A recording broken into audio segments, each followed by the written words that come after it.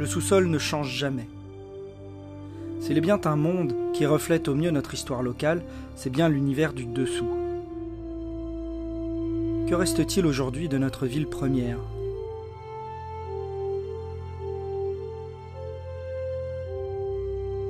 Une tour disparue qui ne subsiste que dans la mémoire des curieux.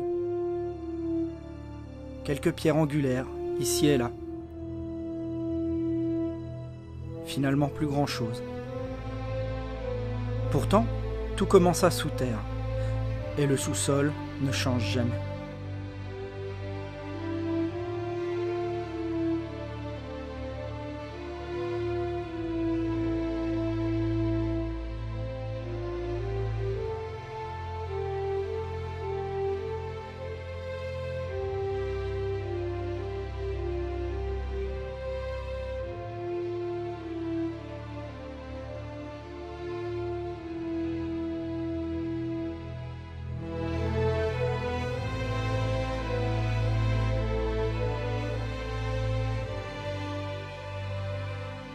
Il est un monument qui a accompagné les Havrais depuis le début de leur aventure. Notre cathédrale, Notre-Dame, notre vieille dame.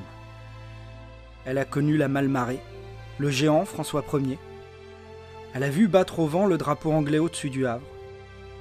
Les bombes chutant depuis les nuées sur son frêle clocher. Elle a connu un autre géant, Charles de Gaulle, constatant la désolation depuis son haut clocher. Quand tout n'était que champ de ruines, elle était toujours debout, estropiée mais vaillante, comme pour donner de l'espoir à ceux qui ont survécu et qui vont devoir tout reconstruire. Elle est là depuis 5 siècles, sous nos yeux. Elle a bien changé depuis que les maîtres maçons ont taillé ses premières pierres. Mais avant de poser les clés de voûte, ces bâtisseurs se sont assurés que la grande dame serait là pour les siècles à venir. Qu'elle accompagnerait les Havrais au fil des âges.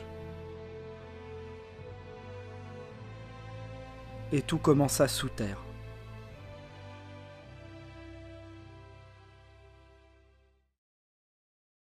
Si toutefois vous êtes amateur de la vie nocturne havraise, alors peut-être me croiserez-vous aux abords de mon bar favori au nom si évocateur, le Merle Moqueur. C'est là que j'ai rencontré la première fois 2 passionnés d'histoire locale et de notre belle cathédrale. L'un ne va pas sans l'autre, et c'est naturellement un soir, autour d'une bière ou 2, qu'ils m'ont proposé de venir visiter notre monument local comme je ne l'avais jamais fait. Le lendemain, nous avions rendez-vous sur le parvis. Aurélien, paroissien et servant de messe, presse Jérémie, le sacristain, de nous guider. Et je dois dire que je piétine d'impatience également. Allez, suivons le guide.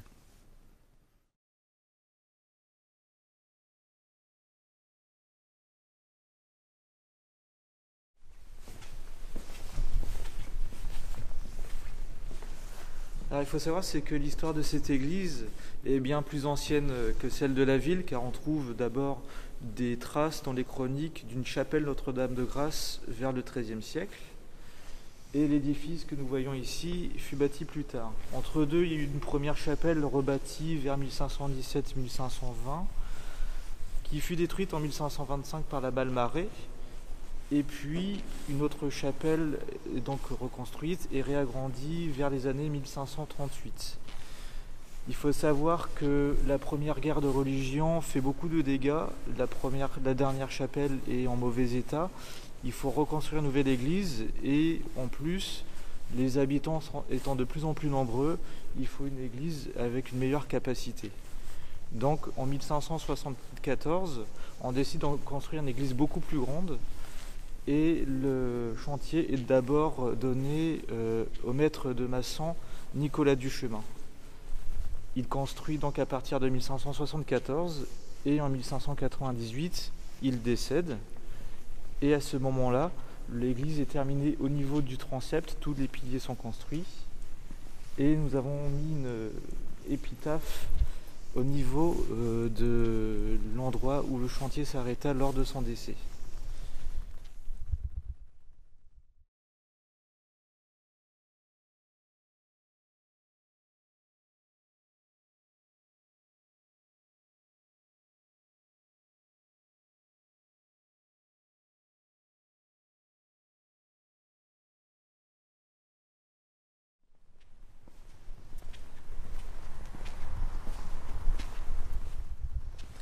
Alors là, je vous emmène, c'est dans la chapelle Saint-Sébastien, où nous trouvons une pièce assez intéressante. Il faut savoir qu'à la mort de Nicolas Duchemin, il y a eu une légère interruption du chantier en raison de problèmes financiers à la fin de la guerre de religion. Et c'est aussi à ce moment-là qu'on va voir une sordide histoire, notamment celle des Raoulins.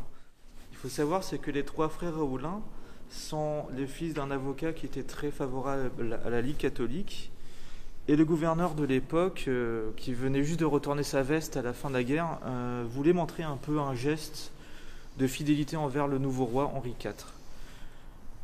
Les archives ne nous disent pas grand-chose sur la mort, mais il faut savoir que c'est très certainement un meurtre politique.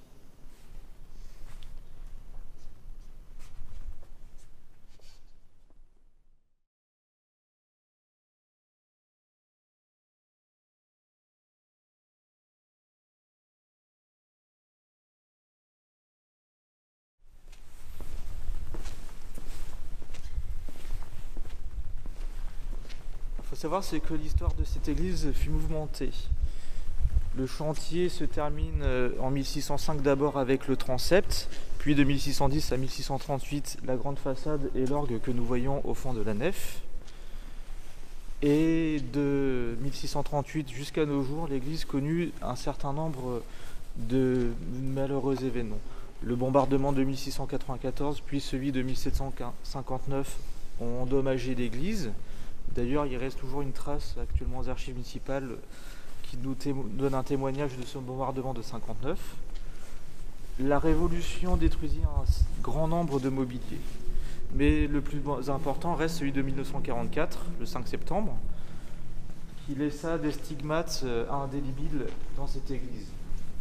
On peut voir notamment, c'est ce grand Christ en fonte, avec cet impact qui fut gardé en mémoire du bombardement, et blessure qui se réfère aussi à la blessure du légionnaire avec sa lance.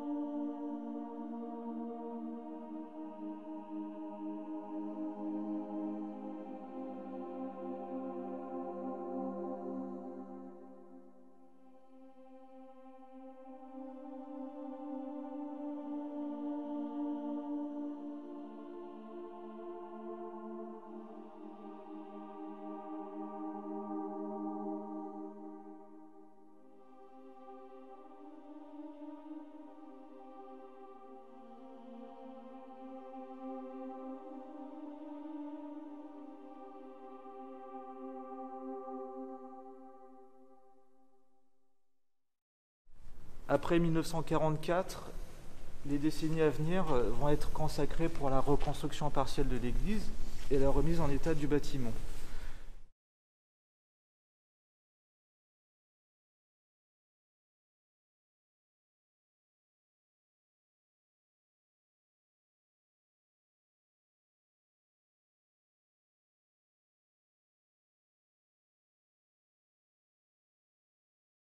On voit ici, c'est les différents matériaux de construction. Au sommet, nous voyons la pierre blanche de Vernon, qui est en fait la pierre d'origine. Et à la base, nous voyons la pierre qui a été utilisée pour la reconstruction de l'église.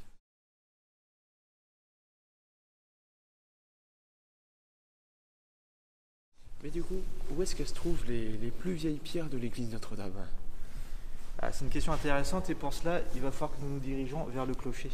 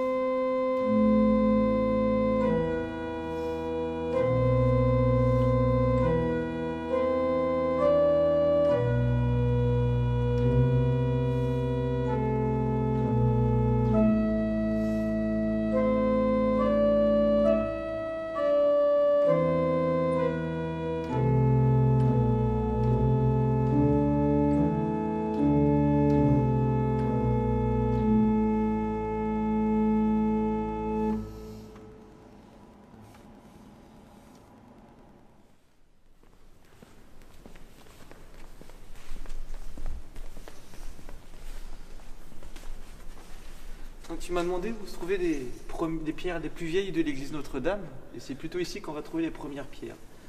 Nous devons ce portail qui mène à l'intérieur du clocher, et le clocher c'est la première partie de l'édifice actuel qui a été bâti, donc à partir de 1539.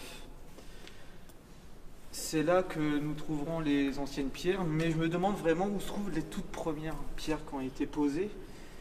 Sachant que j'ai vu dans un livre des mentions concernant une pompe, une citerne, et je me pose la question, est-ce que ça serait pas plutôt vers le sous-sol, dans le sous-sol, qu'on trouverait ces premières pierres? En tout cas, on va rentrer, on va faire une visite de ce clocher, et nous allons voir tout ça.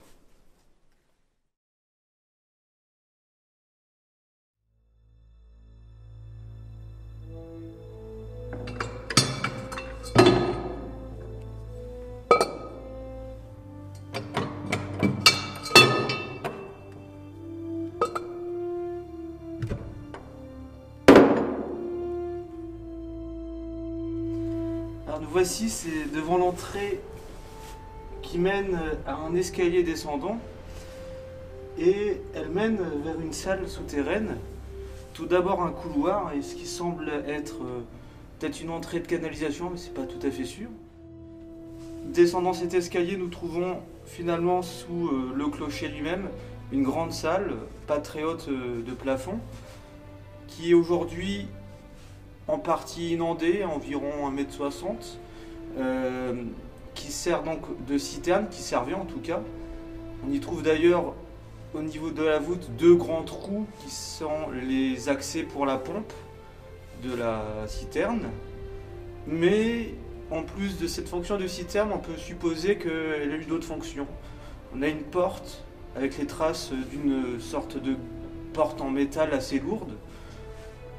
Était-ce un cachot ou un entrepôt pour les poudres noires, notamment pour les canons qu'on avait dans ce clocher? Ce clocher a une particularité aussi, c'est qu'il a été construit lors de la deuxième chapelle, la période de Notre-Dame numéro 2, si j'ose dire. C'est-à-dire d'une chapelle en bois qui a été bâtie après 1525 et agrandie en 1536. Et il ne correspond pas exactement au plan de l'église actuelle, ce qui explique pourquoi ce clocher est légèrement penché par rapport à l'axe de la nef actuelle, surtout qu'on a un contrefort qui rentre dans l'église, dans le bas-côté des chapelles. Alors ce qui est assez étonnant avec cette citerne, c'est que les sources ne sont pas très éloquentes. Charles Rossler, qui visite plusieurs des édifices havrais, mente dans ce clocher quand les marches d'escalier jusqu'au sommet, la plateforme, au nombre de 144. Finalement, il ne semble pas remarquer cet escalier descendant et donc la citerne. Cependant, dans le Havre d'autrefois, il est fait mention de cette salle souterraine qui était à la fois, selon l'auteur, un renforcement pour les fondations du clocher, mais aussi une citerne avec un drain qui collecte l'eau de pluie. Dans le fond de la citerne, nous trouvons, c'est un soupirail justement qui permet de collecter cette eau de pluie. À mesure que je poursuivais mon exploration de la vieille citerne du clocher de Notre-Dame, je ressentais le poids de notre histoire. Certaines de ces pierres étaient là depuis le début. L'église avait bien changé, mais pas ses souterrains. Je progressais difficilement dans une eau froide et sur un sol jonché d'objets plus énigmatiques les uns que les autres. Il me tardait de poursuivre mon exploration en gagnant le clocher.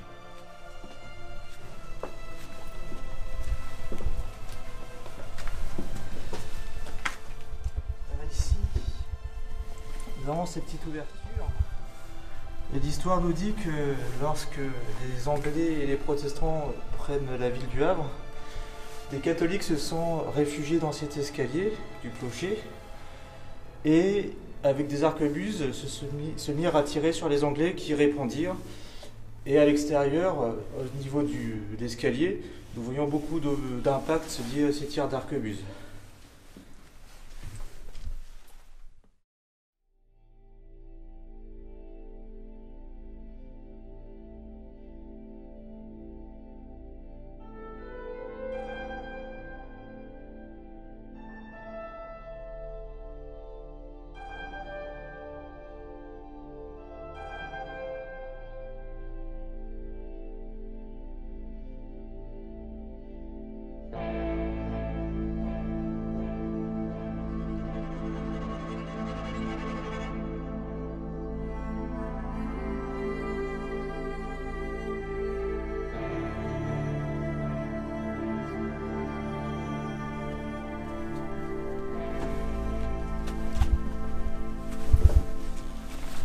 Ouais, donc là c'est typique canonnière quoi.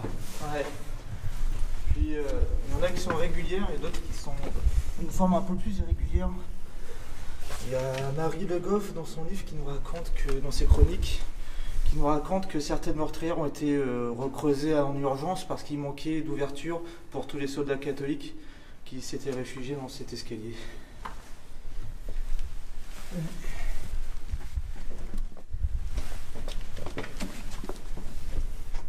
Oui, le mur est couvert de petits graffitis, j'ai remarqué.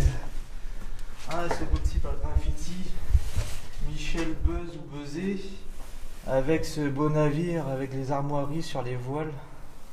Certainement un négociant ou armateur. Tu avais retrouvé son nom en tant qu'armateur, c'est ça? Oui, je vais retrouver ça dans un dossier aux archives départementales avec des noms de familles catholiques et protestantes qui travaillaient dans le milieu du négoce.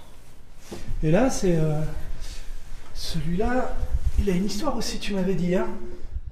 Oui, ce portrait. Je vais me mettre un peu plus haut, on le verra mieux. Ce portrait il est assez spécial. On voit une couronne posée sur la tête.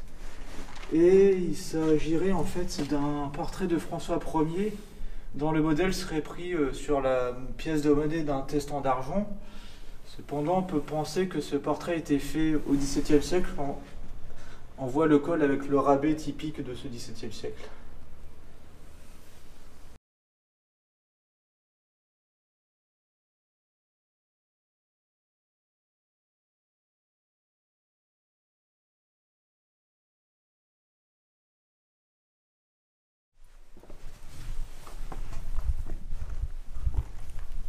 Alors, nous voici dans un des premiers niveaux de l'étage du clocher. Et on remarque c'est ces grandes percées. Il faut savoir c'est que le clocher de Notre-Dame disposait de plusieurs...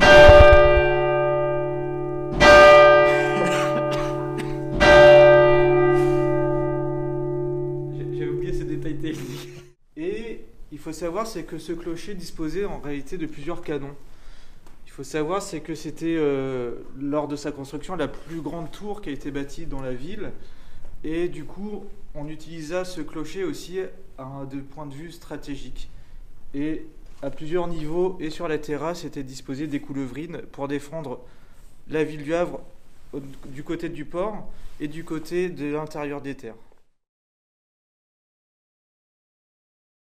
Ça a été muré certainement après 1563.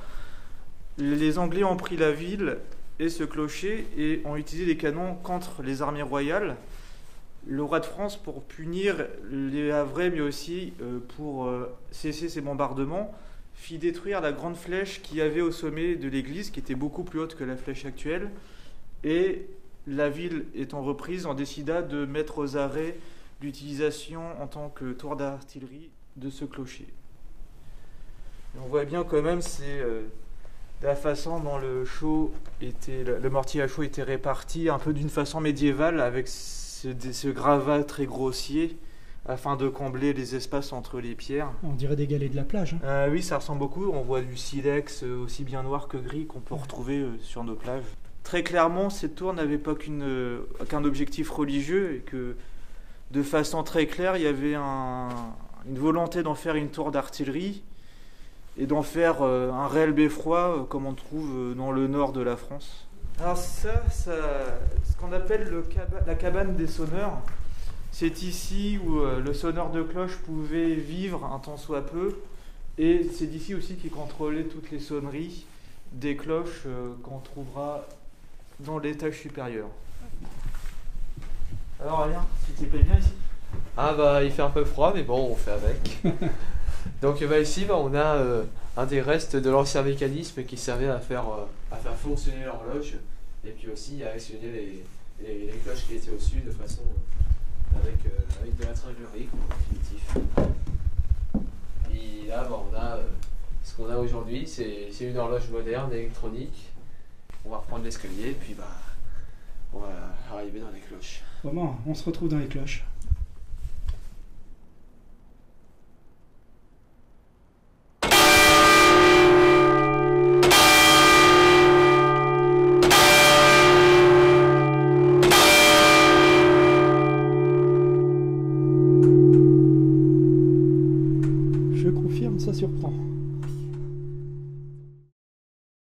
ben là, ici, on est dans le beffroi. Donc le beffroi, en fait, c'est ces poutres en bois qui sont chargées de supporter en fait les 5 cloches de volet qu'on a ici. Donc c'est des cloches qui pèsent entre 900 kg pour la plus petite et 2,5 tonnes pour la plus grosse. Donc les plus vieilles, elles datent de 1822 et puis les plus récentes, elles datent de 1950. En fait, elle s'est pris un éclat de bombe et du coup elle a dû être refondue après la guerre. Le beffroi, en fait, c'est une charpente en bois qui est là justement pour prendre en charge en fait le mouvement de balancement des cloches pour éviter justement de faire vibrer et d'endommager la structure. Donc voilà, le beffroi, ça a une fonction, pour éviter justement de décrouler l'édifice, quoi. Parce qu'il faut imaginer qu'une cloche, quand elle se balance à la volée, pour avoir les efforts de déplacement en latéral, il faut multiplier le poids de la cloche par 3. Donc si on prend la plus grosse cloche qui fait à peu près 2,5 tonnes, et ben ça fait quand même 7,5 tonnes de déplacement latéral, rien que pour une seule cloche. Donc vous imaginez bien que toutes les cloches en même temps, ça fait des efforts de déplacement qui peuvent être assez importants et conséquents. En fait, on va avoir des frises sur les cloches qui vont raconter en fait leur vie. Donc elles sont nommées, elles sont baptisées, elles ont un parrain, une marraine. On retrouve sur les cloches le fondeur, qui c'est qui l'a fondu, l'année de fonte, qui c'est qui était le maire à l'époque, qui c'est qui était le curé, dans quelle paroisse, est-ce qu'il y avait un évêque. Et donc en fait, on a des frises comme ça sur les cloches, qui sont en fait un petit peu la carte d'identité de la cloche, et qui retracent aussi son histoire. C'est comme ça qu'on peut avoir une traçabilité assez intéressante du point de vue des cloches. Et les cloches, elles servent pour les sonneries religieuses, mais elles servent aussi, quand on peut l'entendre de temps en temps, tous les quarts d'heure ou toutes les demi-heures, pour sonner les heures. Et ça, c'est un usage qui n'est pas du tout liturgique, mais un usage uniquement civil. Donc on a aussi 2 systèmes pour faire sonner les cloches. Donc il y a le tintement. Donc le tintement, en fait, ça va être le marteau qui est ici, qui va venir frapper la cloche de manière latérale. C'est ce genre de sonnerie qu'on entend pour les heures.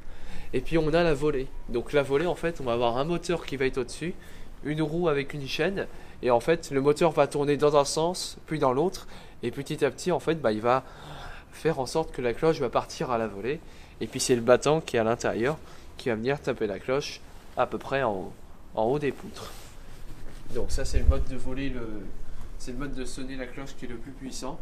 Donc voilà, à peu près quand une cloche sonne à la volée, si on est à côté, il faut mieux avoir un casque anti-bruit, quoi. Puis on peut voir aussi les marques d'usure sur la cloche. À force que le marteau tape toujours au même endroit, et bien on a des marques d'usure. On retrouve ce même genre de marque dans l'intérieur de la cloche, de part et d'autre. Ça correspond en fait, à la volée, à là où le bâton qui est à l'intérieur va venir.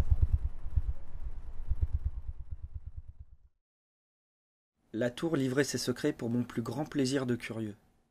Je n'aurais jamais imaginé ce qui pouvait se cacher derrière les lourdes portes du clocher. Notre-Dame m'est toujours apparue comme une parenthèse de quiétude dans le tumulte de la cité. Assis, sur ses bancs, je m'étais toujours douté qu'elle devait cacher de nombreux secrets. Sous ces lourds pavés se cachaient les plus vieilles pierres havraises. Si la cathédrale s'était un peu dévoilée, elle conservait néanmoins son aura de mystère autour d'elle. Une citerne, un cachot, une poudrière. Jérémie, Aurélien et moi avions exploré ces couloirs les plus obscurs en quête de réponses. Mais la vieille dame est réservée, et nous repartirons avec autant de questions que nous n'en avions à l'origine. Ce que je retiendrai finalement de cette belle aventure, c'est qu'en plus d'une galerie oubliée, j'ai fait la découverte de 2 amis sincères. Encore et toujours, derrière nos vieilles pierres, nos vieux monuments, nos petites et grandes histoires, c'est une aventure humaine qui se cache. Aller à la rencontre du vieux Havre, c'est aller à la rencontre des autres. Merci les copains.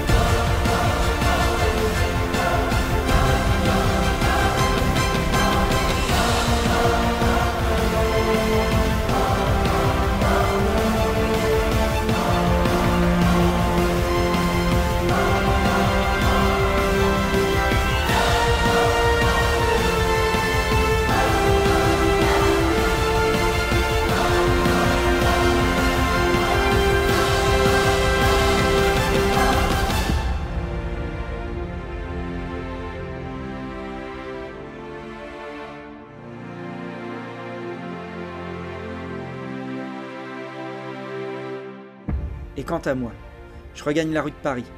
C'est que j'y ai beaucoup à faire en ce moment. J'ouvrirai, au mois d'avril, ma petite boutique avec ma compagne. Mon propre café bouquiniste.